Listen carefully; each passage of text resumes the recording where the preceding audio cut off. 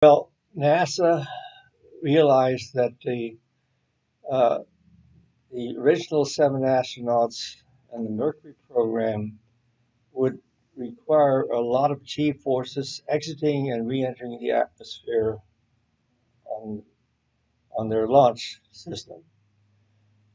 They did not have a centrifuge. The only known centrifuge at the time that could handle people was the human centrifuge at NEC Johnsville, Pennsylvania.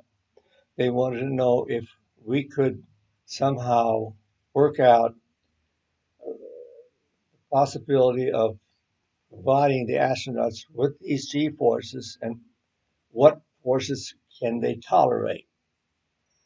So uh, this was before NASA had their own centrifuges.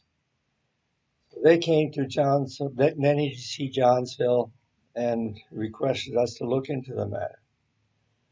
Uh, After some studies with the Moore School, University of Pennsylvania, we worked out what would require.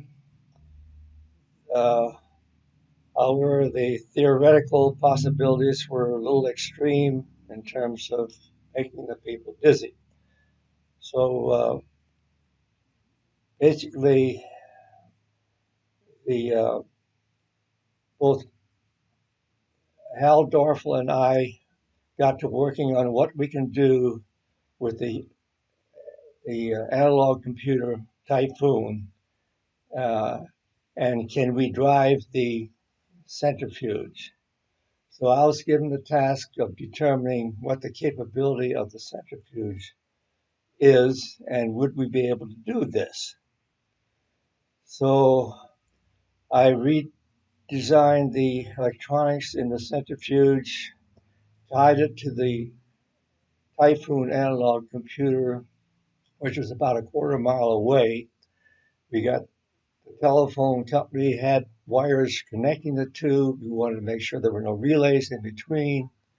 And we redid the electronics, and I did a Modi plot on the centrifuge, which was quite capable. We had a 50-foot long arm with a 5,000 horsepower motor, essentially a servo system.